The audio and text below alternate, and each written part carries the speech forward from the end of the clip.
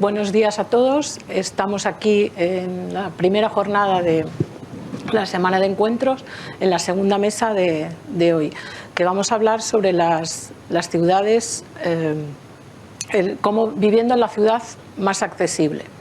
Tenemos varios ejemplos que vamos a ir viendo ahora. Bueno, pues vamos a empezar. Van ellos a presentarse, a describirse también y a contarnos un poco quiénes son y en qué trabajan. No van a contar su currículum, sino que a través del enlace que tenéis en el programa de la página web o del PDF que os hayáis descargado, tenéis un enlace al que podéis acceder a toda la información relacionada con su currículum, ¿no? O con su perfil profesional, y si queréis más información pues siempre podéis acudir al CEAPAD escribiendo al correo electrónico, que os pasaremos su contacto o lo que necesitéis. Bueno, pues empezamos. Raúl, por favor. Gracias, chica, por invitarnos. Buenos días a todos. Yo soy Raúl Moreno, soy responsable de proyectos estratégicos en Nabilens. Mi misión principal es la expansión internacional de Nabilens, ¿no? Aunque también tenemos foco en la parte nacional. Bien, perfecto. Y empezamos ya directamente, ¿no, Chisca? Sí, contaros un poco. Genial. ¿Cuál es vuestro proyecto? Bueno, cómo, y tu perfil también profesional un poco. Muy bien. Bueno, yo en su momento estudié informática. Como ya dicho. Exacto, estudié informática, luego hice un máster en Administración y Dirección de Empresas y ya posteriormente, nada más terminar esta experiencia laboral, casi enlacé con la compañía propietaria de Nabilens, ¿no? Y llevo toda mi carrera profesional dentro de la innovación tecnológica y el desarrollo de soluciones, ¿no? Más enfocada últimamente en la solución de Nabilens, muy cercano a la parte comercial, en intentar entender cuáles son los retos y proponer soluciones, ¿no? Y esas soluciones pues puedan ser escalables, que sean económicamente viables, ¿no? También, y por supuesto que sean útiles, ¿no? Y eso es lo que estamos trabajando en Nabilens y es lo que yo me he especializado en los últimos años, ¿no? Nabilens como tecnología, y me gusta mucho la introducción que has hecho, ¿no? Cuando decías de enlazar, ¿no? Que al fin y al cabo la vida de una persona pues es una consecución de actividades, ¿no? Y esas actividades se enlazan. Si no se enlazaran, pues sería todo el día en un entorno doméstico, ¿no? Y sería muy limitado, ¿no? Pero el objetivo cuando pensamos en ciudades es pensar en enlazar, ¿no? Cómo conseguir que una persona con discapacidad o sin discapacidad pueda disfrutar de su entorno de la manera más accesible posible, ¿no? Y en ese entorno nos vamos a encontrar siempre diferentes actores, desde el transporte urbano, en cada ciudad uno o más operadores, la administración pública, en una ciudad una o más actores, y luego los servicios, múltiples actores, ¿no? Desde una tienda a un parque público, ¿no? Como puede ser este caso, o a un centro sanitario, donde los diferentes actores responsables tienen que conseguir hacer ese espacio accesible, ¿no? Todos estos espacios son espacios físicos, donde la accesibilidad pues tiene diferentes retos que resolver, generalmente con la manipulación del propio entorno, ¿no? Modificando, introduciendo, añadiendo, cambiando. Si pensamos en la discapacidad visual, pues el encaminamiento tactovisual, el braille. Si pensamos en la discapacidad motora, pues los ascensores, las escaleras mecánicas. Si pensamos en discapacidad cognitiva, pues los pictogramas, la lectura fácil. Al fin y al cabo son cosas que tienes que añadir en el entorno y eso supone una modificación del entorno, ¿no? Nabilens nos propusimos conseguir que toda esa información física que está en el lugar se pudiese trasladar de una forma sencilla a la parte digital, al terminal móvil del usuario. Que una persona con su propio móvil, utilizando la cámara estándar del teléfono, sin tener que grabar nada, porque Nabilens no graba imágenes, Nabilens solo busca el código Nabilens, pueda recibir esa información en su teléfono, y en su teléfono las medidas de accesibilidad son un poco más capaces, ¿no? O ágiles para adaptar a cada usuario que en el mundo físico, ¿no? En mi teléfono puedo tener VoiceOver o Talkback o Samsung Assistant que me hace el texto a voz. En mi teléfono puedo tener alto contraste, puedo tener una lupa para tener más información, o en mi teléfono puedo tener pictograma, lectura fácil, y es un reto un poco más sencillo que modificar el entorno físico, que aún así apoyamos que estas modificaciones se lleven a cabo y que estén presentes, porque al final la tecnología nunca siempre puede abarcar al 100% de usuarios, pero sí que intentamos que esta tecnología puede ayudar a mayor número de usuarios, ¿no? He dicho Nabilens, para los que no lo conocéis, Nabilens es una tecnología de visión por computador que reconoce un código que es bidimensional, cuadrado generalmente, es un código cuadrado con un marco negro y en el centro tiene 25 celdas de colores. Por lo general esas celdas de colores son magenta, es cian, es negro y es amarillo.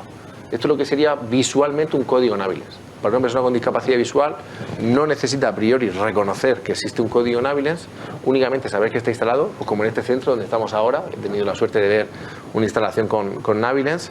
Es la cámara del teléfono la que reconoce este código de una forma rápida, sin necesidad de enfocar, en movimiento y con hasta 85 grados. Si tengo ahora mismo un código Nabilens en mi mano a 90 grados respecto a la cámara, voy a ir girándolo hasta simular lo que serían 80 grados. Hasta aquí conseguiríamos detectar el código Nabilens. Lo tengo casi prácticamente perpendicular a mí serían 90. Estos serían 90 grados. Esto es imposible de detectar.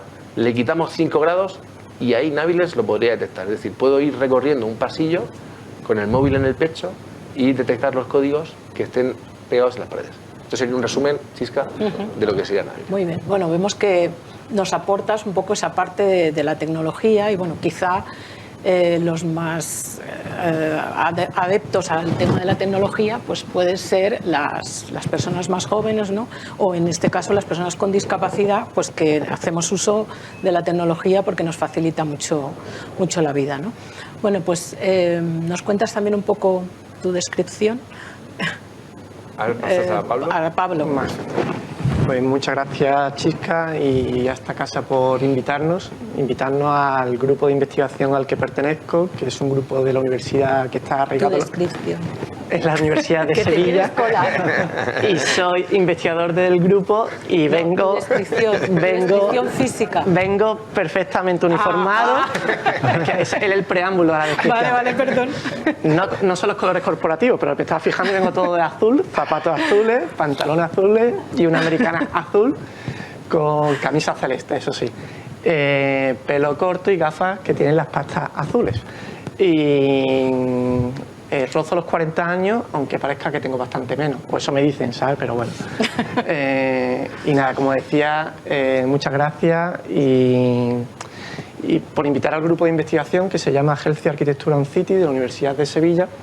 Somos un grupo que estamos en el departamento de proyectos de la Escuela de Arquitectura y en donde este grupo no solo lo formamos arquitectos, es un grupo en donde ponemos muy en práctica el trabajo transnacional con otras disciplinas porque lo componen médicos, terapeutas, psicólogos, es decir, en donde trabaja y se implica otros muchos colectivos porque nuestro objetivo fundamental es combinar dos conceptos que son muy amplios, son muy complejos, pero que trabajando de una manera homogénea se obtienen resultados muy positivos para que todo el colectivo, toda la población, que son arquitectura y salud, ¿vale? Son nuestras dos palabras sobre las que ya venimos trabajando y justo ahora vamos a hacer este año 10 años investigando sobre este concepto.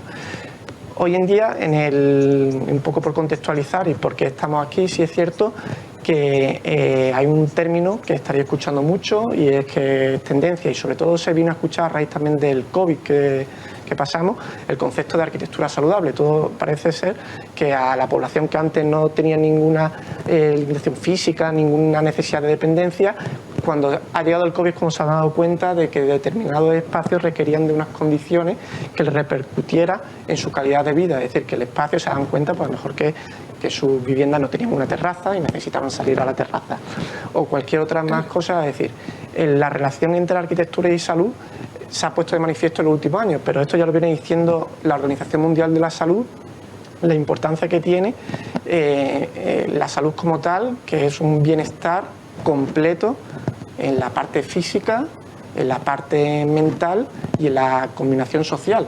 Y salud no solo es eliminar los factores de riesgo, sino promocionar aquellas otras condiciones que repercutan en la calidad de vida de las personas. En esa línea estamos trabajando, en esa línea nos encontramos trabajando en este concepto con diferentes líneas de investigación y trabajamos especialmente con colectivos que llamamos vulnerables, pero colectivos que requieren de una atención especial.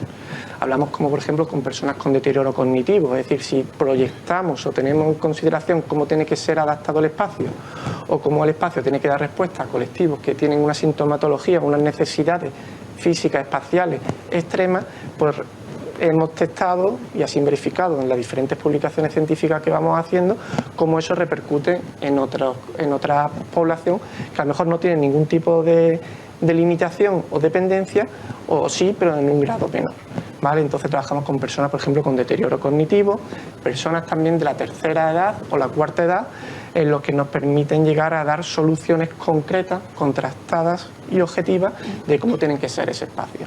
Aquí mi compañero Raúl en mesa decía cómo la tecnología, ¿no?, se puede incorporar a los espacios sin necesidad de modificar los espacios. Yo le cojo ese mensaje, el mensaje también que nosotros hacemos es cómo hacer arquitectura incorporando la tecnología y modificando el espacio también para que esté en consonancia de esas nuevas incorporaciones.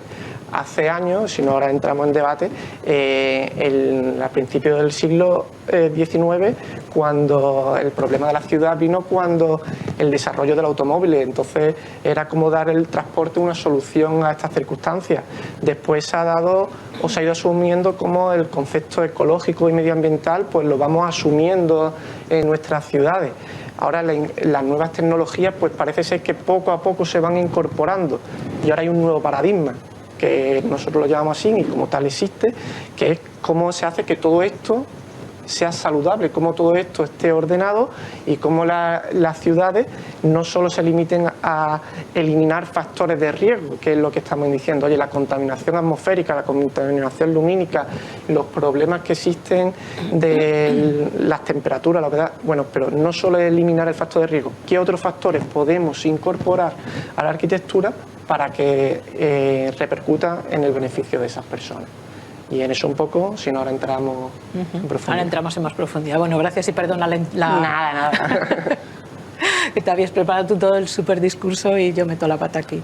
Bueno, Eloy, te toca. Sí, me toca. Me llamo Eloy Bosom, soy el director comercial de la empresa HPC Ibérica, que nos dedicamos al tema de juegos infantiles. Tengo 63 años, mido 1,82 m, 83 uso gafas, tengo bastante más pelo que por mi edad, ¿no?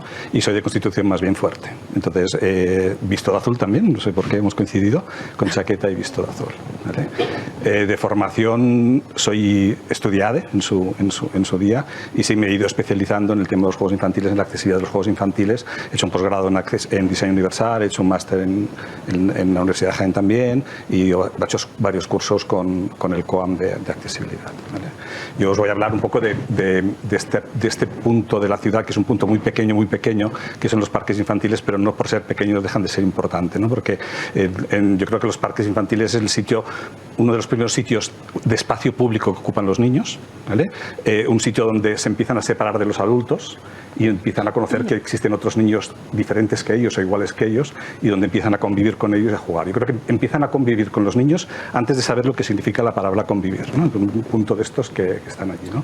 Y yo creo que jugar ahí es muy importante. Yo creo que jugar, yo siempre digo lo mismo, jugar es un tema muy serio, no es broma jugar. Tú cuando juegas estás aprendiendo muchas cosas que luego aplicas en tu vida diaria. Yo creo que los grandes aprendizajes de la vida se hacen jugando. Aprendes a compartir, aprendes a hacer turnos, aprendes a pelearte, aprendes a discutir, aprendes a ganar, aprendes a perder. Muchas cosas que vas aprendiendo se aprenden jugando. Y lo que se aprende jugando se queda durante toda la vida, ¿no? Entonces yo creo que es un tema muy importante y que hacer que los parques sean inclusivos también, ¿no? Porque muchos niños se han quedado fuera durante muchos años, que han quedado fuera y no han podido jugar, y lo que están perdiéndose no es entrar en un columpio o entrar en un tobogán, están perdiendo parte de su infancia. Yo creo que es muy importante empezar a trabajar y a concienciarnos de la importancia de los juegos. ¿Vale? Supongo que lo hablaremos más adelante, ¿no? Bueno, vamos a entrar un poco en materia. ¿Creéis que se tiene en cuenta a todos los colectivos, tanto personas con discapacidad, personas mayores, niños, ¿no? En cuanto a la planificación de la ciudad? ¿Qué soluciones creéis que aportáis, ¿no?, cada uno de vosotros en vuestro campo de experiencia, ¿no?, desde la tecnología, que por ejemplo, empezamos con Raúl, un poco qué soluciones, no me refiero a la solución como tal de Navilén, sino a qué problemas puede resolver, ¿no? Bueno, es difícil responder a una pregunta tan generalista como si se tiene en cuenta en todas las ciudades, ¿no? Porque depende mucho de la ciudad, ¿no? Depende mucho el gestor de la ciudad o el gestor de la comunidad, si pensamos en España, o el Estado o cualquier otro que tiene que ver en Europa o en Estados Unidos, ¿no? También tiene que ver mucho con la sociedad, ¿no? Pero si nos centramos más en la sociedad española, pues depende mucho del regidor, ¿no? Del equipo, de la ciudad y la implicación, ¿no? En España tenemos ciudades referentes con respecto a la accesibilidad y el foco que se pone. Una de las primeras que me viene a la mente es Córdoba, ¿no? Donde se trabaja por y para la accesibilidad, es principal, ¿no? Y eso también ayuda, ¿no? El tener que pensar, oye, voy a hacer esta iniciativa, voy a hacer unos campeonatos, no sé, de España, de esta actividad y quiero convocarlo. Lo puedes pensar desde un punto de vista abstracto, que venga gente a mi ciudad, que puedan dormir, celebrar el campeonato y volver, o puedes pensar también quiénes quiere que vengan, qué tipo de usuarios quiero que esté adaptada a la ciudad y a partir de ahí empiezo a trabajar. ¿Dónde van a dormir? ¿Qué tipo de instalaciones son necesarias? ¿Qué actuaciones tengo que realizar? Entonces depende mucho, cuando te propones algo, tú como gestor de esa ciudad, con quién quieres tener en cuenta, ¿no? Nosotros trabajamos en accesibilidad, nosotros siempre diríamos el 100% de usuarios, ¿no? Que cualquier actividad que se programe se tiene que partir de la base que tiene que ser accesible para cualquier usuario. ¿Verdad que eso supone esfuerzo para tanto en inversión, modificación y es tiempo, ¿no? Y a veces ese tiempo cuesta dinero y ese dinero no siempre está disponible, ¿no? Con respecto a los retos, tanto yo puedo hablar un poco más de Navilens, Chisca, pero sobre todo quiero centrar en algunos. No, yo me refiero, igual no me he explicado tampoco muy bien la pregunta, me refiero a qué problemática resuelve, ¿no? En cuanto a, por ejemplo, te ayudo un poquito, vale, que creo que no he seguido por la vía donde yo, pero bueno, a ver, lo que es la orientación, ¿no? En los espacios, ¿no? Por ejemplo, cómo ayuda a las personas con discapacidad esa solución, ¿no? Perfecto, gracias por la ayuda, Chisca. No, es que me he explicado fatal. Sí, no, yo te he entendido perfectamente. Si pensamos desde calle, entorno calle, Navilens, por ejemplo, puede ayudar en el transporte urbano, en el transporte en autobús, y es lo que se está implantando mucho a nivel nacional, identificar dónde está cada una de las marquesinas, ¿no? Poder distinguir o saber, sabiendo que la marquesina, una parada poste de autobús está en esta calle, identificar los últimos metros por una persona con discapacidad visual. Para eso se ponen los códigos Navilens. Los que seáis aquí de Madrid o visitéis Madrid, pues veréis Navilens en toda la MT Madrid, que dispone de Navilens. El Consorcio Regional de Transporte también dispone de Navilens. Y eso ayuda a una persona con discapacidad visual a identificar un elemento que está próximo a él, pero no lo suficiente como para identificarlo con sus propias capacidades, es decir, el bastón blanco, o dándole indicación al perro guía, o con ecolocalización o cualquier otra herramienta, pues Navilens le ayuda a encontrar ese elemento a 15, 20, 25 metros y poder aproximarse hasta él. Reciben información accesible de ese elemento. Si pensamos en parada de autobús, sería pues el tiempo real, próximas líneas y el tiempo que están en llegar. Si esa parada concreta lo extrapolamos a un comercio, identificar la entrada del comercio. La ciudad está llena de comercios, son puerta con puerta y el GPS no tiene precisión suficiente para ponerte en la puerta de un comercio exacto, ¿no? Si nunca he visitado esta panadería, sé que está en esta calle porque huele a panadería, ¿dónde exactamente está el acceso a esta panadería? Poniendo un código Navilens en el acceso, puedes ayudar a resolver estos lugares. Enlazando con lo que el compañero Eloy mencionó, los parques, ¿no? Estos elementos que puedan rodear un parque, quizá una persona con discapacidad visual, un niño, pues no va a utilizar un móvil para identificar un elemento, ¿no? Pero una persona con discapacidad cognitiva donde esté acompañado de un adulto y le pueda dar información en pictograma, por ejemplo, de cómo utilizar ese elemento de juego, sí podría tener sentido para un usuario con un autismo, ¿no? La capacidad de este juego se realiza con este proceso y estas son las imágenes que me ayudan a mí a poder explicarte cómo hacer esta actividad. Y luego si pasamos dentro del edificio, los retos son muy similares. Cuando yo entro a un edificio que no conozco, como ha sido en esta ocasión a CEAPAT, he tenido la suerte de encontraros pues a poca distancia, os he reconocido y me he acercado a vosotros, ¿no? Pero si no hubiese tenido esa suerte y tengo discapacidad visual, tendría que haber identificado dónde hay un mostrador, mesa, consejería, punto de atención, para poder dirigirme a él, ¿no? Si quisiera ir al baño, pues tendría que distinguir en la zona de los baños cuál es el aseo masculino o cuál es el aseo femenino, ¿no? Y si somos un poco más capilares, hemos lanzado este kit que es gratuito. Tengo en mi mano ahora un código Navilens que no tiene los colores de Navilens, concretamente aquí predomina el azul, es como un código QR con cuadrados azules y blancos. Este código, que es un código Navilens, también pertenece a la familia Navilens, permite etiquetar pequeños elementos dentro de un baño, secamanos, papel, tirador de la cisterna. Estos pequeños elementos donde el braille no es del todo cómodo, ¿vale? Para una persona con discapacidad visual, pues incorporando Navilens en estos lugares, invito a cualquier comercio, restaurante, centro comercial, estación de tren que nos esté viendo ahora mismo, que lo puedan incorporar en sus baños sin ningún coste. Es algo que hemos lanzado para que cualquier baño público en España y fuera de España pueda ser etiquetado con Navilens y cualquier persona que lo visita con discapacidad visual pueda sentir una experiencia similar, dentro de lo que cabe, igual que una persona que puede ver y no tenga que tocar el baño o tenga que ir acompañado al baño para recibir ciertas indicaciones, pasa, esto es una puerta, entra aquí, esto es un váter, aquí hay un botón, sino que lo puede hacer de forma autónoma, que es por lo que estamos trabajando en Naviles. Bueno, también la información en formato comprensible, ¿no? por todas las personas, ¿no? Sí, no lo he destacado. En el idioma también, ¿no? No lo he destacado, pero cuando hablamos de Navilens, tanto en la aplicación Navilens es texto a voz. Es una aplicación que te dice la distancia y transforma la información que estamos viendo, el algoritmo de Navilens está viendo en ese código, lo transforma en voz al usuario. Mientras que la aplicación Navilens Go permite entregar información con mayor carga visual. Dentro de esa carga visual puede ser texto, puede ser imágenes, puede ser vídeo en lengua de signos, puede ser imagen que sea una estructura de pictograma, puede ser un PDF o un texto en lectura fácil, y toda esta información está recogida en la plataforma. El gestor del espacio puede incorporar todo ese contenido adaptado, generarlo por sí mismo, porque Navilens no genera contenido de por sí.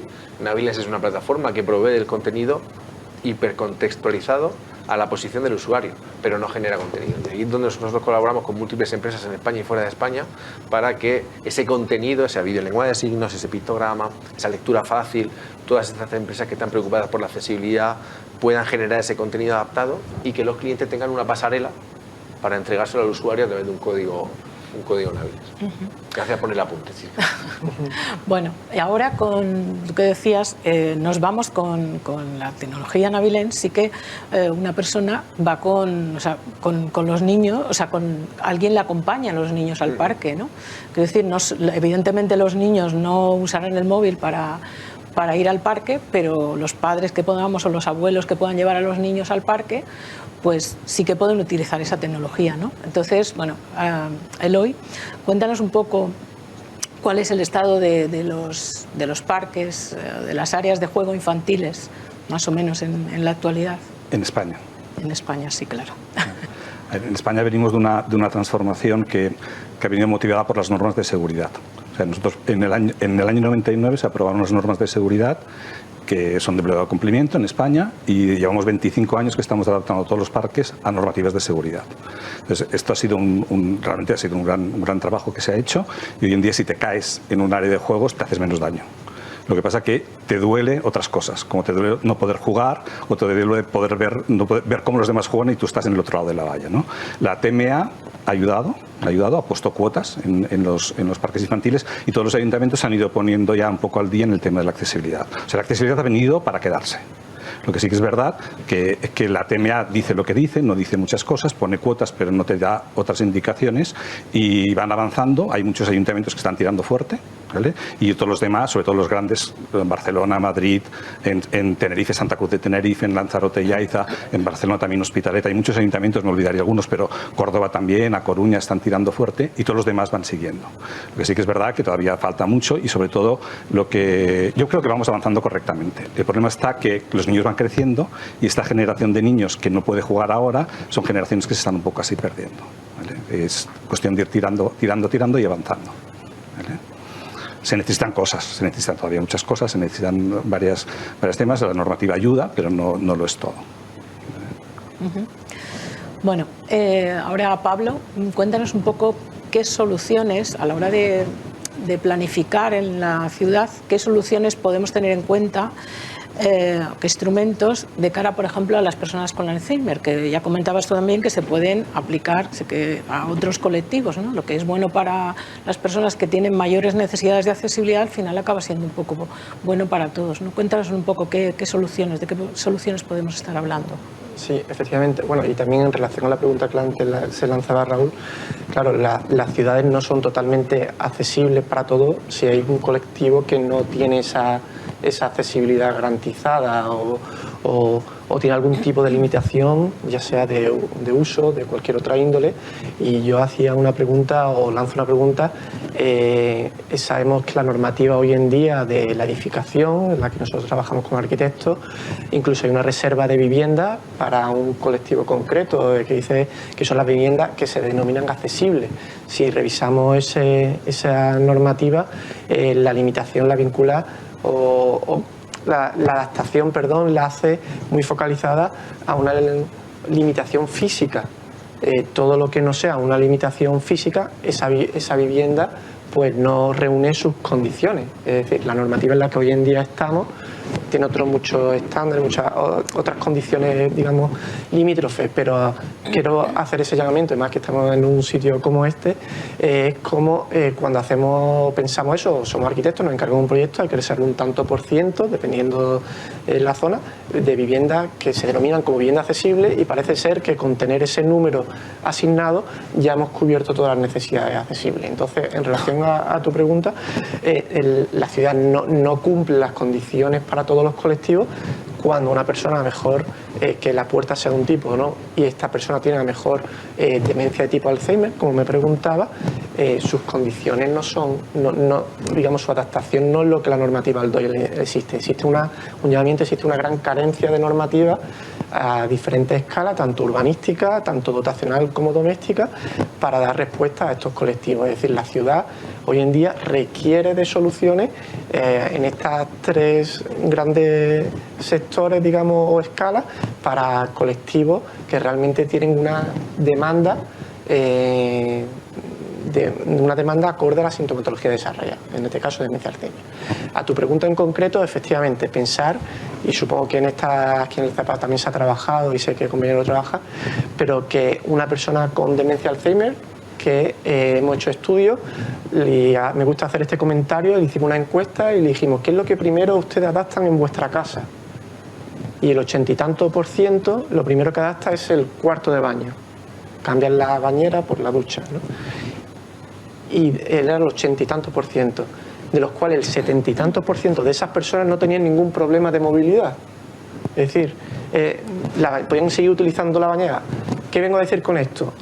Carecen de conocimientos de lo que otras cosas necesitan adaptar en sus espacios acorde a las condiciones de su sintomatología. En eso estamos trabajando y continuamos trabajando. Es decir, usted tiene estas necesidades concretas de una síntoma. Por ejemplo, puedes tener pérdida de memoria, pero puedes moverte perfectamente. Es decir, el espacio interactúa contigo, ¿vale? Es decir, una persona con demencia Alzheimer que se queda próximo a una ventana, ¿vale? O en un parque se queda sentado y le empieza a dar el sol, a lo mejor no sabe que se tiene que levantar y se tiene que desplazar a otro lado, o tiene que estar en su casa, y que esa cadenita que existe al lado de la ventana es para bajar la persiana.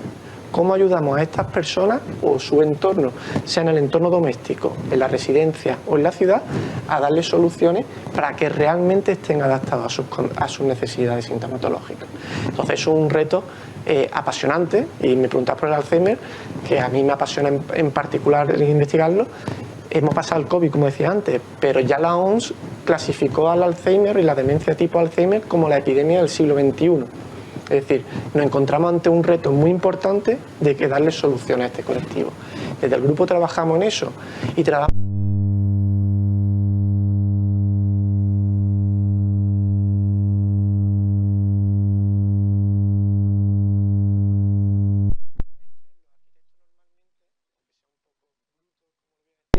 Hemos investigado haciendo edificios, viendo si funcionan, y si no funcionan, cambiando las cosas y volverlo a hacer. Es decir, un proceso, digamos, vamos a decirlo, empírico, efectivamente. La aportación que hemos realizado es que hemos trabajado la investigación directamente con personas con demencia de Alzheimer. Unos ensayos, testados, verificados y demás, que ellos sean las personas que nos vayan dando esos resultados.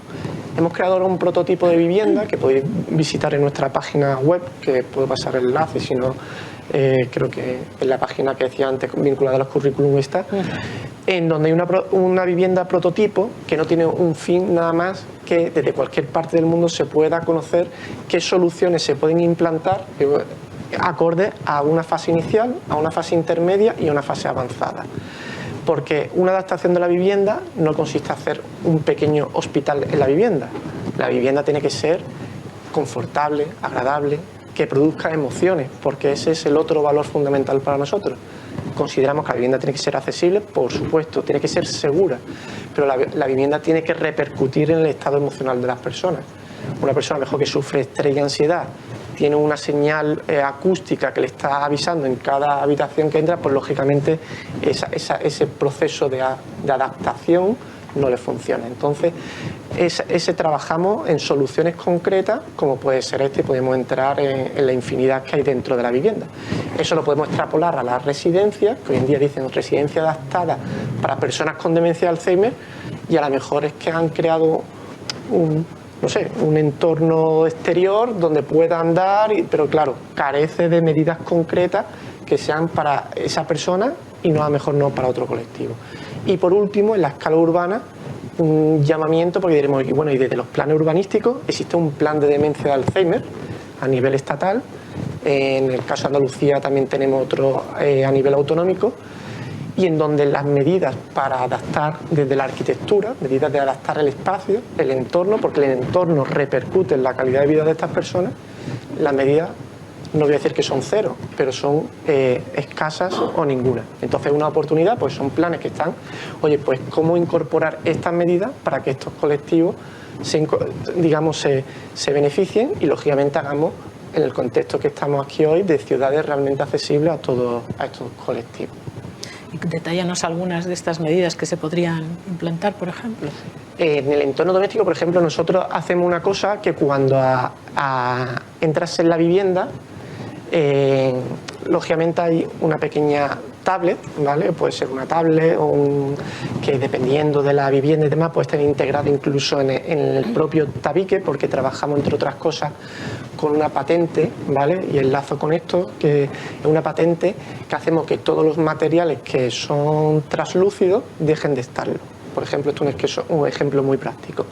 Las personas con demencia Alzheimer que a lo mejor sufren estrés o ansiedad, imaginaros que cuando van andando y ven una sombra que la acompaña, porque la luz le está arrojando sombra, la situación de estrés o ansiedad que le puede generar, porque se creen que hay una persona que está andando junto a ellos, pisándole, es decir, hay algo que le está pasando. Pero un caso más extremo es cuando van a lo mejor al cuarto de baño y se ven en un espejo y no se reconocen. Entonces, la situación de alarma que se puede generar y el riesgo de seguridad que se puede generar en la vivienda es totalmente preocupante. Entonces, trabajamos con una patente que reconoce cuando la persona con demencia de Alzheimer ha entrado en la vivienda, y a lo mejor todos estos materiales que son translúcidos, por una componente que implementamos en los materiales, dejan totalmente de saldo y se convierten en materiales opacos. Es decir, con una instalación, un reconocimiento facial. ¿Por qué hacemos eso? Con eso eliminamos suelos totalmente con brillos, espejos o en un local comercial, por lo que implica la estimulación que genera, pues bueno, se podría llevar ese caso. ¿Por qué hacemos este efecto? Porque no tenemos que olvidar, y para eso proyectamos, que la persona con demencia de Alzheimer convive con personas que no tienen demencia de Alzheimer. Y cada vez más, las personas conviven con sus padres, su hijo, es decir, está toda la familia integrada. Entonces no podemos hacer que una vivienda hacemos accesible para una persona y sea en cambio limitante para otra. Entonces tienen que ser medidas que se impliquen. Por eso decimos, por ejemplo, el material. Desde el avisar de sensores con los elementos de cocina. Tienen que utilizar la cocina, no podemos decirle no entres a la cocina y te pongo una cerradura, sino sensores que te van avisando, sensores, si en este caso acústicos, que te ha dejado algún electrodoméstico encendido. Después están otros elementos más que hay que planificarlo, como son las visuales cruzadas. Es decir, desde la cama, que puede haber elementos de referencia, como puede ser el baño, pero no la puerta del baño, sino el inodoro. Identificamos el inodoro como un elemento del baño. Ahora, si vemos una puerta que tenemos que abrir a descubrir lo que hay dentro, pues posiblemente no se abra.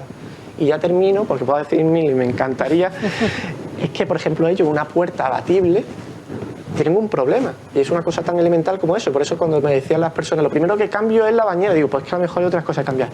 La abren no por el pomo, porque no identifican el pomo como elemento para abrir, sino que la abren por la zona de la bisagra, lo que cual se pillan los dedos y ya la situación puede ser extrema. Y termino así diciendo, nosotros proyectamos para una persona que se levanta todos los días en un lugar diferente. Ese es el reto que tenemos, que es cómo hacer el entorno accesible, y por ello también la ciudad. Bueno, ha sido un ejemplo muy ilustrativo, cómo podemos llegarlo a la concreción del día a día, ¿no? Bueno, vamos con Raúl. El tema de la adaptación, que es decir, la tecnología, no olvidemos que la tecnología tiene que convivir con la no tecnología y con los elementos que ya tenemos en el entorno, ¿no? ¿Cómo podemos adaptar este tipo de solución a un entorno en el que, bueno, cómo puede convivir con otros elementos que tenemos ya en el entorno esa tecnología? Bueno, muy bien.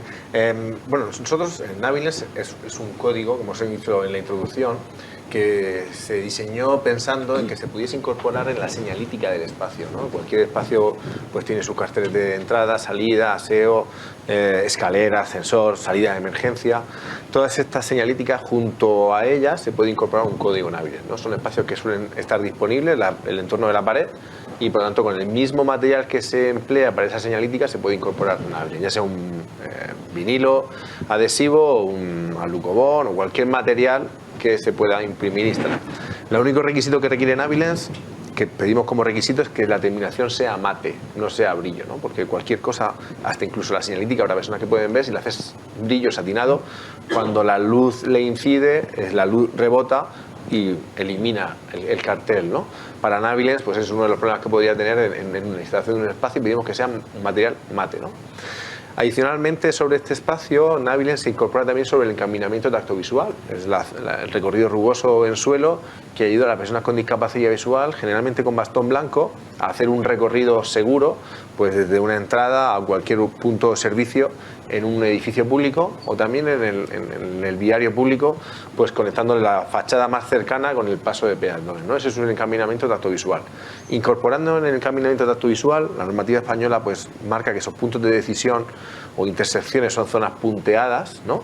Es donde el usuario en esa zona punteada, que distingue con el bastón blanco que hay una decisión, también puede indicar que hay un riesgo, un punto final, una calle, un andén, etcétera, pero que en ese punto tiene que tomar una decisión, incorporando un código Naviles en esa zona, en el suelo, sobre el suelo, en el punto de decisión, ayuda al usuario a conocer qué diferentes destinos tienen en ese recorrido, ¿no? Vengo ahora a una gran superficie, analizando la gran superficie para incorporar Naviles, y que incorpora el encaminamiento tactovisual que conecta los diferentes ascensores de las diferentes plantas con un punto de atención accesible, poder incorporar Naviles en esos puntos de decisión para acompañar, independientemente de la planta en la que estés, sin tener que reconocer y recordar todas las plantas, cómo es su recorrido, puedas llegar a ese mostrador accesible utilizando Naviles, ¿no?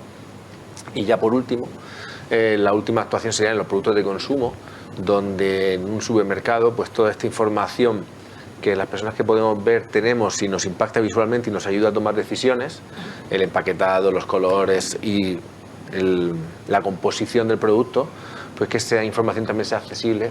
Pues ahora mismo me recuerdo pues toda la producción de Kellogg's en Europa lleva un código Naviles, la producción de Pringles en Europa también lleva un código Naviles, y otras marcas en España como El Pozo, como Ariel, como Bimbo, como Nivea, también incorporan Naviles en la producción, pues que ese producto de consumo pueda ser localizado.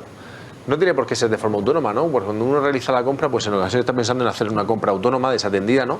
Pero otras veces también la experiencia de compra suele ser acompañada por tu pareja, por tu familia, que te acompaña. Que esos pequeños recorridos que tú deseas hacer de forma autónoma, pues por ejemplo los cereales los elijo yo, o el detergente de la ropa lo elijo yo, o la crema lo elijo yo, y que tengan la posibilidad de ir a esa sección, pasillo, abrir Naviles, reconocer de forma automática, rápida, todos los productos que tienes cerca de ti, seleccionar, gracias a que puedes escuchar la información, seleccionar y localizar el que tú deseas y poder llegar hasta él y seleccionarlo tú solo, pues ese pequeño espacio de autonomía pues es una ayuda a una persona con discapacidad que pueda sentir que buena parte de su tiempo no dispone de esa autonomía, ¿no? Por lo tanto, intervenir sobre el producto en sí para poder incorporar Naviles en un código similar al que he mostrado hace un momento, con una carga visual, con una tinta, dos tintas, ayude también a dar esa información accesible. Por lo tanto, se puede intervenir en el espacio. Nosotros siempre recomendamos que se haga mediante normativa, con lo indica el encaminamiento tactovisual. Incluso cuando llegamos a algún proyecto de metro, tanto en España y fuera de España, metro o estación o edificio público, preguntamos si hay encaminamiento tactovisual. Desgraciadamente la respuesta suele ser no, y recomendamos que se incorpore. Es decir, ¿Naviles podría resolverlo sin encaminamiento? Quizás sí, podría ser una ayuda y que ese lugar no requiriese un encaminamiento, pero nosotros preferimos que se haga la intervención física, que se incorpore el encaminamiento y sobre él se incorporen hábiles. Y ahí es donde el resultado es muy positivo, ¿no? Recientemente la estación María Zambrano en Málaga, en un proyecto europeo junto con Renfe, Adif, Ineco y Navilens, pues se hizo esa intervención. Una de ellas contemplaba la incorporación del encaminamiento tanto visual. Se incorporó el encaminamiento tanto visual y sobre él se ha incorporado Navilens. Pues el feedback de los usuarios ha permitido que esta implementación no se quede en un proyecto europeo limitado de estudio y se saque un informe, sino que quede de forma permanente. Por lo tanto, una intervención física bien planteada por los especialistas en la materia, como pueden ser los equipos de arquitectura, más la incorporación de ciertas tecnologías, no solo Navilens, sino cualquiera de las otras. En España hay grandes tecnologías que ayudan también a cualquier colectivo a mejorar ese espacio físico. Pues trabajando junto, voy a decir lo tradicional, ¿no? Pero la arquitectura es tradicional porque es la que más presente tenemos, pero es futurista porque es la que está por venir, ¿no? Que la arquitectura pues vaya ligada también con la tecnología y entre ambos, en su medida, colaboren a que los espacios sean un poquito más accesibles. Hombre, sobre todo porque hay veces que la tecnología nos falla, ¿no? Cuántas veces no tenemos el móvil que no tiene cobertura, ¿no? Y pues es un poco...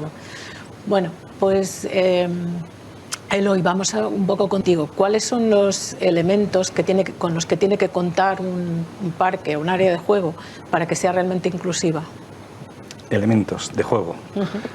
Elementos de juego, solo con elementos de juegos no vas a hacer que el parque sea inclusivo. Para que un parque sea inclusivo tienes que hacer toda la cadena de accesibilidad para que sea inclusiva, ¿no?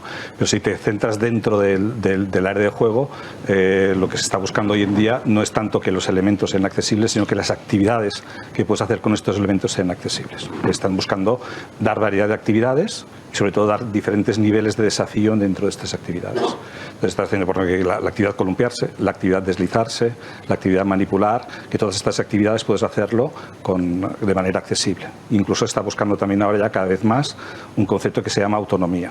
Es que puedan usar los niños que van con sillas de ruedas o niños que pueden hacer una transferencia o que pueden llegar a subir hasta arriba, ¿no? Un poco así. Y también trabajamos mucho el tema del diseño. Por ejemplo, los niños con autismo tienen una característica que es la pulsión de huida. Entonces ellos están buscando siempre áreas de juego cerradas, porque hay muchos niños que corren más que sus abuelos.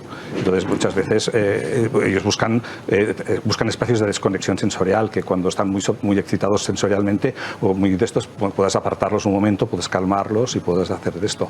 Buscamos también que los estímulos más excitantes estén en el medio y los más tranquilos estén más cerca de las puertas. Buscamos que se identifiquen las puertas. Hay mucho tema de diseño universal.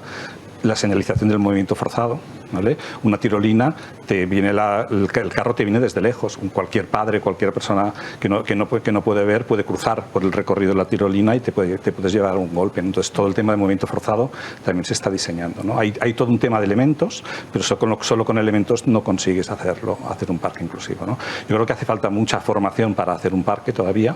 Hay mucho tema yo creo que se están haciendo parques con mucha voluntad, pero con pocas herramientas. O sea, las normas de seguridad que tuvimos, que estamos acostumbrados nosotros a trabajar con ellas, te decía exactamente cómo tenía que ser un columpio, te decía la altura del asiento, te dice el espacio de seguridad de caída, te decía la altura de las barandillas, te iba diciendo todo de medidas por todos lados. En cambio, la TMA es una ley, es un decreto, es una norma, pero no te dice cómo tenemos que construir los elementos de juego.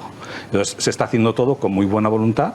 A veces funciona y a veces no funciona, ¿no? Porque muchas veces se inauguran parques que en teoría son inclusivos, va el padre allá con toda la ilusión con su hijo, llega allá y dices, vosotros decís que son inclusivos, pero aquí mi hijo no juega. Entonces, esta es la típica de esto que nos falta. Yo creo que nos falta una buena guía técnica que nos diga cómo tienen que ser estos elementos de juegos para que sean inclusivos. Esta es una de las grandes necesidades que tenemos nosotros ahora en el sector, ¿no? Que la teníamos en el tema de la seguridad, pero no la tenemos en la parte de la accesibilidad, ¿no? Un poco de esto. Pues sí, ¿no? Nada, ya sabes, a escribir, como el artículo que me has mandado hace un rato. Sí, no. Es cuestión de ponerlo, porque... es importante, ¿no? Yo creo ponerlo sobre papel para que, bueno, todos sepamos un poco, tengamos una guía, ¿no? Lo que decías de por dónde van los tiros, ¿no? Porque falta mucha información, ¿no? Y a veces a la hora de hacer las cosas, ¿no? Me piensa que un parque no se improvisa. Un parque se tiene que diseñar con sensibilidad y con formación. Todo esto se necesita antes para que sea inclusivo. Hay más necesidades, pero esta es una de las grandes, el tema de la formación. Que no, se está haciendo todo con mucha buena voluntad, pero con pocas herramientas a la hora de diseñarlo. Muy bien. Pues, a ver, Pablo, hemos hablado de que la ciudad tiene que ser segura, accesible, pero también hablamos de otro término, ¿no?, que aporta nuevos aspectos, es el tema de que sea saludable, ¿no? ¿Qué significa una arquitectura saludable? Bueno, como decía al principio, efectivamente, arquitectura y salud son dos términos que podríamos echar aquí toda la mañana y nos vamos y no llegamos ni a concretar, ¿no? Son dos términos muy amplios. Sí me basa en que una ciudad saludable no es como decía al principio, no es la ciudad que se enfrenta a limitar esos factores de riesgo que hablamos. Hoy en día tenemos muy asumido, oye, pues estamos en una era digital, ¿vale?, en donde todos sabemos qué es bueno comer, qué no es bueno comer, qué te produce factores beneficiosos para tu salud y cuáles no, ¿no? Entonces estamos en esa era en que nos informamos y entonces trabajamos sobre ello y estamos constantemente centrados en ello, es decir, cómo reducimos el CO2 en las ciudades, cómo el gas radón implica dentro de la afección de la vivienda, la humedad, el nivel óptimo de temperatura, ya sea por un ahorro energético o por un beneficio de confort de lo que estamos dentro. Efectivamente, todo eso favorece a la salud, pero si nos quedamos los factores únicamente en eliminar esos factores, que son los factores patógenos, no influimos sobre los factores de salud, es decir, es el concepto de salutogénesis, es decir, la salutogénesis la entendemos por eliminar los factores de riesgo y profundizar en aquellos factores que repercuten realmente en el bienestar de las personas. Para ellos, ¿cómo influimos o cómo tratamos en esto? Bueno, pues en el grupo realmente influir en esos factores de salud, para eso hay que conocer las necesidades concretas de la población. Alguna población, pues bueno, sabemos sus necesidades y otra, como comentaba antes cuando intervenía, pues trabajamos en darle respuestas concretas a sus necesidades. Es decir, una persona de la tercera o cuarta edad, que es el colectivo donde nosotros gran parte nos centramos, qué factores implicamos o activamos dentro de su escala de vida o de su entorno físico para que repercutan en su día a día. Y no solo es como eliminamos la barrera física o eliminamos el riesgo en una casa a que haya un incendio, o como las soluciones que implementamos en la vivienda que antes no son solamente soluciones a favorecer o eliminar factores de riesgo de seguridad, sino factores que repercutan en una cosa tan importante como es la estimulación cognitiva y por lo cual también en la estimulación emocional. Eso repercutimos en la calidad de la vida de las personas. El control de la temperatura ya no es solo por las necesidades concretas, sino es que una persona puede necesitar, y sí se ha demostrado, que el confort térmico para cierta edad requiere unos grados, para otra edad requiere otro. La temperatura o la temperatura de la luz o la intensidad lumínica ya no solo es porque se vea solamente bien y no se limite el obstáculo, sino que por medio de la luz también se puede conseguir el confort. Un espacio mal diseñado, un espacio que no responda a esas necesidades, digamos, concretas, produce un efecto del usuario, produce un efecto contraproducente totalmente negativo. Os hago una invitación, pensar que por desgracia todos hemos estado en algunas salas de espera de un hospital. Diseñamos los hospitales, no dudo que los hospitales sean eficientes, no dudamos que los hospitales cumplan toda la normativa y sean pioneros, tal, pero pensar muchas veces en la sala de espera, que nos enfrentamos mucho en el día a día, esa sala de espera que a lo mejor estamos días porque no tienen una iluminación natural, una relación con el entorno, un control de la temperatura, unas ventilaciones naturales forzadas. Cumple la normativa, es un ejemplo muy extremo que estoy poniendo, cumple la normativa perfectamente, pero no es un espacio que te genere un confort.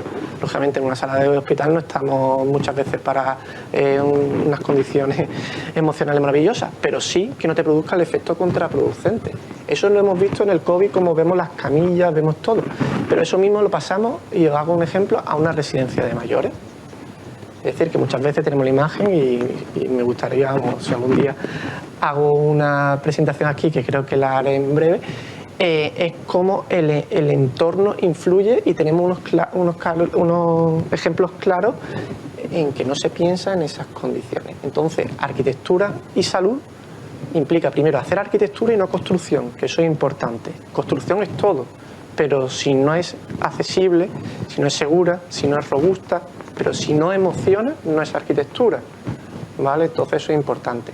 Y saludable no es solo que responda a los factores, como había dicho, de riesgo patógeno, sino que también repercuta en condiciones concretas de la vida de estas personas. Muy bien. Bueno, ahora un poco para todos, ¿no? ¿Cómo creéis que la tecnología puede hacer que tú, Raúl, si te parece, hacer que la tecnología haga las ciudades más inclusivas? Bien, bueno. Te ha puesto fácil, ¿eh? No, porque la respuesta puede ir por cualquier sitio. Entonces... Bueno, tú verás, sí, abierto. Bueno. A nivel de tecnología, bueno, hoy día cualquier ayuntamiento está trabajando por su Smart City, ¿no? Y la accesibilidad es parte de una de esas patas de los proyectos de Smart City, y es quizá en España donde más financiación está viendo ahora, ¿no? Los proyectos STD, DTI, al final son 1000 acrónimos que trabajan en crear proyectos, y una pequeña parte están muy focalizados a la parte de accesibilidad, ¿no? Uno de los grandes retos que tienen las ciudades también es que saber dónde está la información adaptada o a información de la ciudad, ¿no? Porque hoy día cualquiera puede buscar en internet o puede preguntar a ChatGPT una información, pero te la extrae de diferentes fuentes y no conoces cuál es la válida, ¿no? Sobre todo si te preguntas a ChatGPT, todo está muy bien y todo es perfecto y esta es la información y yo tengo la razón, ¿no? Pero eso no siempre es así, ¿no? Entonces, quizá la tecnología nos puede ayudar a entregar al usuario una información fiel, fidedigna en el lugar en el que está, ¿no? Si estamos pensando en información turística, pues por ejemplo en la ciudad de Murcia, las placas callejero incorporan un código Nabilens, y en cualquiera de las placas pues puedes escanear el código desde la propia calle y te da la información de por qué esta calle se llama Isaac Albéniz o por qué esta avenida se llama Alfonso X, ¿no? No solamente eso, sino que si en la ciudad hay una estrategia de sensorización, y enlazando también lo que comentaba Pablo, pues de niveles de sonoridad o salud o calidad del aire o temperatura del suelo. En Vigo, por ejemplo, hay un proyecto donde se han entregado en las rampas Vigo, pues se han sensorizado toda la zona, y con la información de esos sensores se procesa y se obtiene un nivel de calidad del entorno, ¿no? A nivel de ruido, a nivel del aire, a nivel ciertos parámetros. Esos parámetros generalmente se recogen y se almacenan en una web que el ciudadano no sabe dónde está. Con mucha suerte, el vigués sabe que la plataforma oficial del Ayuntamiento de Vigo es esta, me meto, selecciono qué lugar quiero ver, porque sé que las rampas Vigo se llaman en la avenida, y yo no la sé, pero avenida tal, miro el selector, le doy a ver y veo esa información. Pero es un proceso que nadie suele hacer en su día a día, ¿no? Incorporan también códigos Nabilens, incorporan también códigos QR, pero Nabilens sobre todo facilita la distancia de lectura, pues con mi aplicación Nabilens, la misma que me da la información en el transporte urbano, la misma que me está ayudando en este edificio a moverme a través del edificio. Esa misma aplicación, escaneando ese código, me da la información para ese punto en concreto, ¿no? Entonces, Nabilens también ayudaría a entregar una información contextualizada a donde el usuario esté, ¿no?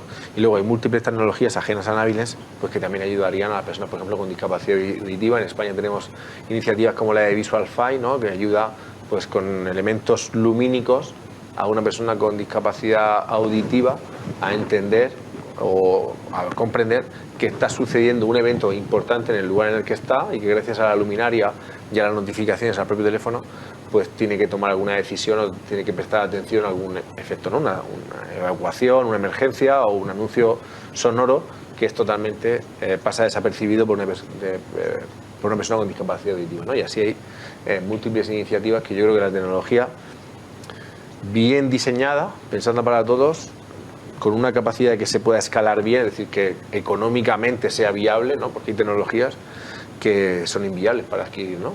La administración pública también tiene ciertas limitaciones para adquirir tecnología de cara a si son software como servicio, ¿no? Que también pues el método de contratación o los procesos de contratación pues dificultan el adquirir este tipo de tecnologías con una licencia, pero que trabajando en el camino de la tecnología, con el camino de la arquitectura y el diseño, ¿no? Porque el compañero Eloy pues habla mucho también del diseño, ¿no? Es cuestión de poner un elemento, que esté pensado de principio a fin y que el diseño sea un diseño adaptado, ¿no? Pues trabajando en combinación, espacio físico, tecnología, pues seguro que si no las ciudades, porque una ciudad es un entorno muy grande, ciertos entornos de las ciudades, y a partir de esos entornos vaya creciendo hacia el exterior, pues en espacios amigables, ¿no? Que sean puntos de reunión, puntos donde las personas con diferentes capacidades pues puedan compartir, ¿no? Y un parque es un buen ejemplo, ¿no? Conforme escucho a Eloy hablar, me traslado a mi día a día continuamente. Yo tengo 2 niños de 7 años y además de Náviles es el sitio donde más tiempo paso, ¿no? En un parque, ¿no? Entonces, curioso. Para mí y para mis hijos, el parque es el lugar donde más aprenden, ¿no? Ellos se pasan tiempo parecido el colegio y el parque, ¿no? Y casa lo último. Pues en el parque es donde ellos más aprenden, ¿no? Y el ver las actividades que tienen en el parque, a mí muchas veces, porque a veces vamos a parques adaptados, no por un fin en concreto, sino casualmente estén cerca de casa, ¿no? Y son sus preguntas las que me ayudan a explicar a mí por qué este parque es así, ¿no? Por qué hay un columpio adaptado para una persona que pueda estar embarazada, por qué hay un parque con mayores dimensiones de lo habitual, ¿no? ¿Por qué esta rampa es tan grande, ¿no? Cuando normalmente las rampas son tan pequeñas, ¿por qué esta rampa es tan grande? ¿Por qué esta rampa no está tan inclinada como a mí me gusta, que es con la que yo bajo rápido, sino que tiene una pendiente muy ligera, ¿no? Pues en esos lugares, a mis hijos tengo la oportunidad de explicarles ese tipo de cosas y ellos mismos tienen la oportunidad de preguntarse el por qué. Y automáticamente, sin querer, pues estamos consiguiendo que las nuevas generaciones nazcan con esa conciencia, porque a día de hoy es ¿cuántas personas estamos aquí presentes? ¿Cuántas personas nos están viendo? Esas son las personas que están preocupadas por accesibilidad ahora mismo en este momento. Pero en el día a día, ¿cuántos niños hay jugando en un parque? ¿Cuántos padres hay acompañando a esos niños en un parque? Pues ahí es donde más tiempo hay que invertir, ¿no? Porque estamos haciendo una autoformación sin que no haya nadie pendiente al lado explicando, sino que ellos mismos van a poder entender el por qué las cosas se hacen de cierta manera. Y luego esos niños en el día de mañana serán los que tengan que decidir para nosotros, que seremos ya con suerte mayores, pues adaptar estos lugares porque pues, mi padre necesita, o mi madre necesita, o mi abuelo necesita, y yo de pequeño lo vi en el parque donde yo crecí, ¿no? Entonces ese es el trabajo donde yo creo que Eloy es un afortunado, pues, haciendo ese trabajo y evangelizando, entre comillas, ¿no? En lo importante y en lo anecdótico, que es una pequeña parte de la ciudad, ¿no? Que a veces pasa desapercibida, pero cuando tienen niños es donde más tiempo pasan los primeros 5, 8 o incluso 10, 11 años de tu vida, ¿no? Entonces creo que ahí es donde también muchas veces hay que poner el foco. Muy bien. Bueno, le has pasado la pelota en cierta manera a Eloy, que hable, ¿no? Que habla poco, ¿eh? Bueno, un poco va para todos, ¿no? Pero bueno, ya que contestar un poco el que queráis, pero el tema de la legislación, ¿no? Creo que, bueno, es una base desde la que tenemos que partir o a la que tenemos que tender, ¿no? Y incluso diría más, ¿no? Superar esas limitaciones, esos parámetros, ¿no? Que nos da la legislación. ¿Qué echáis en falta, ¿no? Tú, Eloy, por ejemplo, para que tengamos parques realmente inclusivos, y vosotros dos también, quiero decir, cada uno en su ámbito, ¿no? Porque creo que más o menos a todos afecta, ¿no? El tema de la legislación, de alguna manera. Bueno, aquí en España tenemos la TMA, la 851. El artículo de juegos tiene sector de juegos y de ejercicios y tiene 4 artículos. Prácticamente lo que te dice es 1 de cada 5 tiene que tener criterios, tiene que estar diseñados con criterios de accesibilidad universal, pero no te dice 1 de cada 5 o fracción. Entonces, esta trampa de poner parques con 4 elementos y en teoría ya cumples con la normativa, ¿no? Luego te dice que son con criterios de accesibilidad universal, pero no te dice cuáles son estos criterios, ¿vale? Entonces, realmente la normativa se queda muy coja.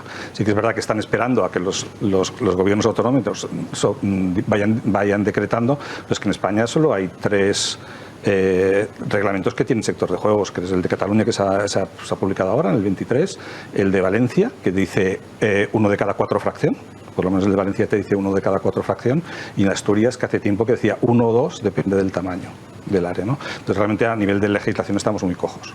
Y luego lo que nos falta también es esto, es la guía técnica que he comentado antes, ¿no? A nivel de legislación. Pero sí que es un paso adelante, porque ya te ha empezado a poner cuotas, ha empezado a concienciar, y yo creo que ya te digo, la accesibilidad ha venido para quedarse. en los parques infantiles ha venido para quedarse, porque hay esta conciencia de que es necesario y que es justo. Entonces, están avanzando y están haciéndose guías, están haciendo guías de recomendaciones, están haciendo todo tipo de esto y se están actuando muy por encima de la norma. Muy por encima de la norma. Sí que es verdad que también están todos los colectivos, yo digo las mamás guerreras porque suelen ser las madres que están presionando y realmente están consiguiendo, pero cuando ellos presionan están consiguiendo unanimidad. O sea, piensa que todo el tema de la accesibilidad en los parques está dando unanimidad. Cualquier ayuntamiento que planteen cualquier cosa de estas, enseguida todos, oposición y el gobierno se ponen de acuerdo para tirar adelante estas iniciativas. O sea, yo creo que vamos avanzando, lo que pasa es un tema de velocidad, ¿no? Pero yo creo que sí que vamos avanzando correctamente. La norma no ayuda, ha sido un primer paso, pero hace falta avanzar mucho más. Es un punto de salida, pero no es el punto de llegada. Pablo, ¿tenéis alguna cosa que comentar? Sí, bueno, aunque antes había esbozado algo.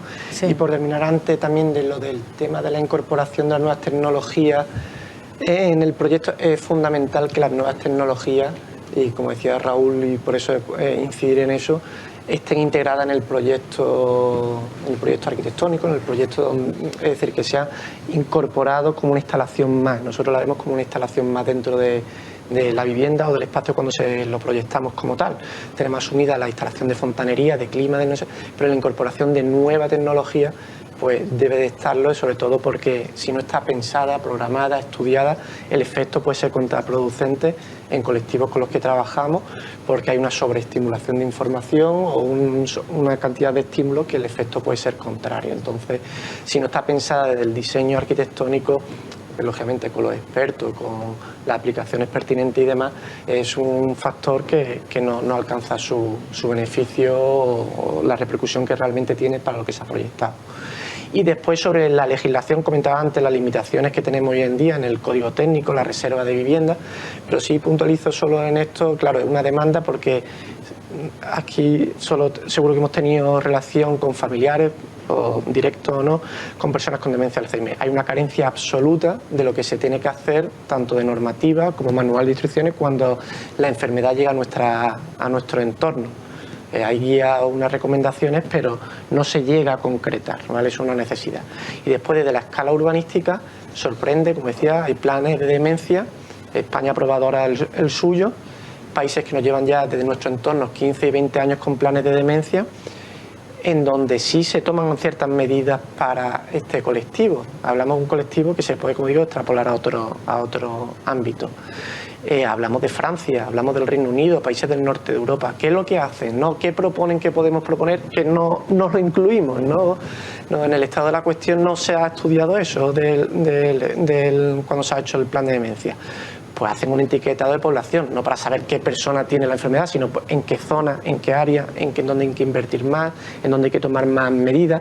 Se prevén medidas de ayuda económica directamente para la ayuda de la adaptación de la vivienda, es decir, hay un plan, tú te puedes acoger y viene una ayuda porque tú tienes esa necesidad.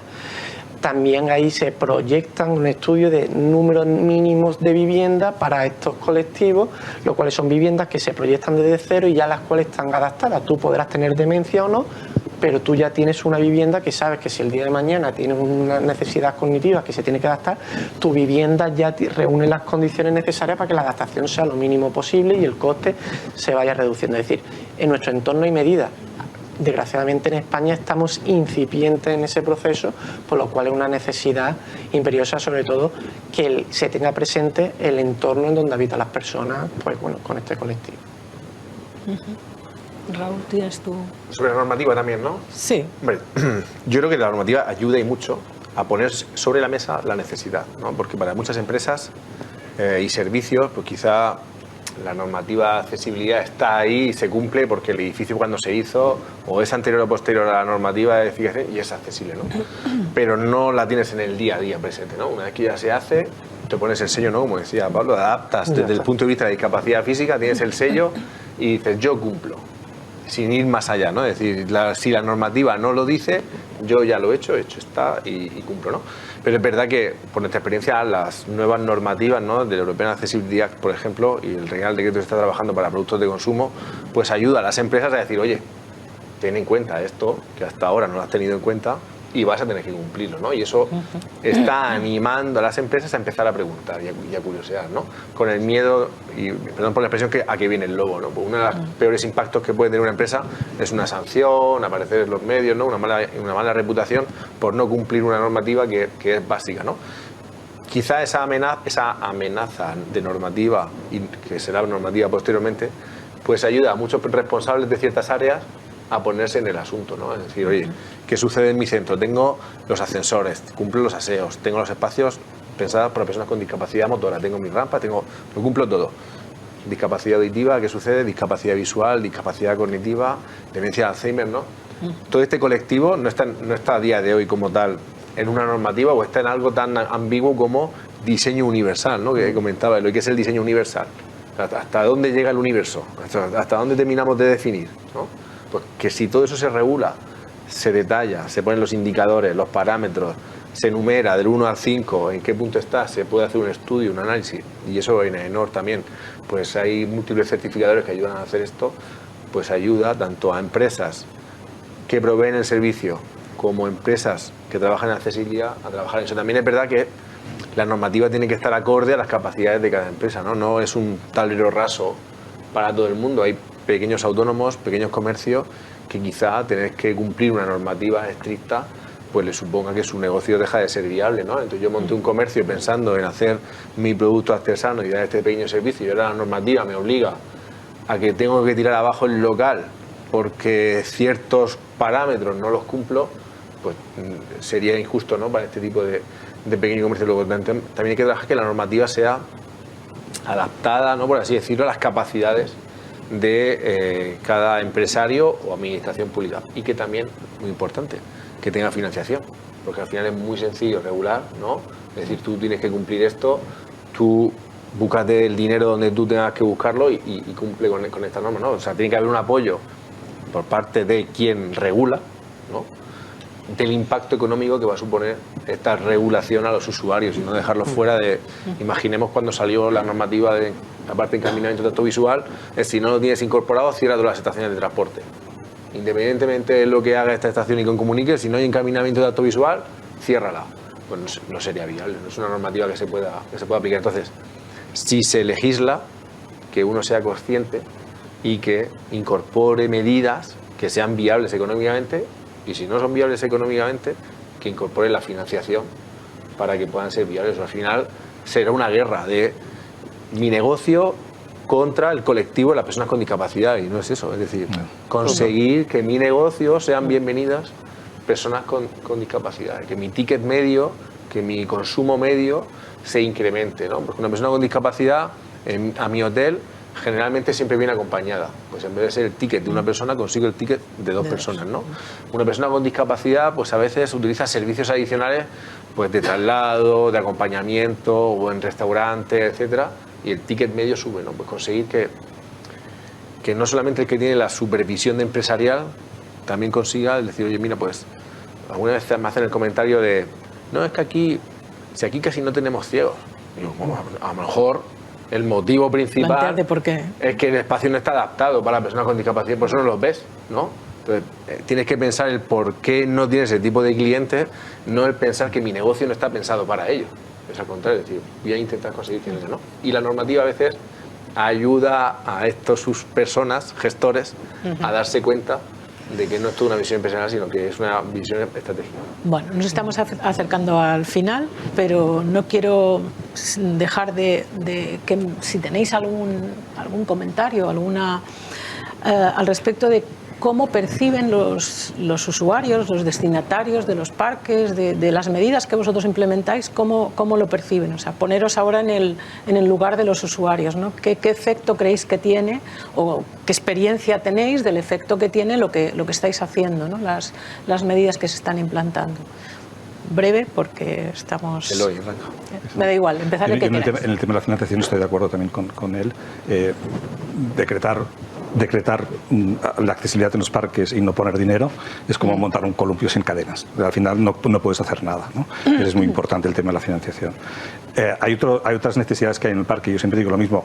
La accesibilidad en un parque o la inclusión en un parque no se mide por el tamaño de las rampas, se mide un poco también por la altura de las miradas, también un poco y por el volumen de las risas.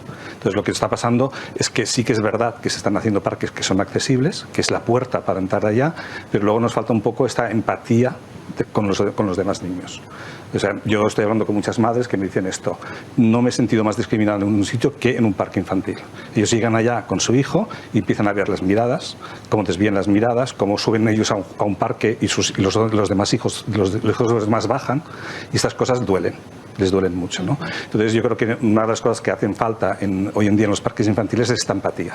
¿Vale? Es poder un poco que los demás niños también. Hace falta un poco de concienciación. Muchas veces somos los adultos que no sabemos, a veces por no molestar, a veces no te acercas, pero ellos lo que sienten un poco es que más que espacios de convivencia, a veces son espacios de dolor. Yo me encuentro con muchas madres que me dicen: tengo unas ganas locas de que pase la época de los parques, porque voy con mi hijo al parque y solo recibo que miradas, silencios, evasivas, ¿no? Etcétera, etcétera. Entonces es un tema que creo que hemos de trabajar mucho, y aquí los organismos públicos, las instituciones, las asociaciones tienen que trabajar mucho, y hace falta un poco de educación. Yo creo que no puede ser que un niño no sea bienvenido a un parque, o que una madre no quiera quedarse en un parque porque lo está pasando mal, ¿no? Entonces el día que consigamos que la inclusión sea verdadera será cuando consigamos integrar todas las rondas. Yo creo que un lema de un parque debería ser: aquí jugamos todos, o debería ser mismos niños, mismos juegos, mismas sonrisas, ¿no? Debería ser un poco así el lema del parque, ¿no? Entonces lo que hemos de conseguir es eso, y es todavía lo que nos falta mucho, porque yo lo veo, se ve un poco que cuando subes a un niño con discapacidad a un columpio cesta, ves que los demás bajan, ¿no?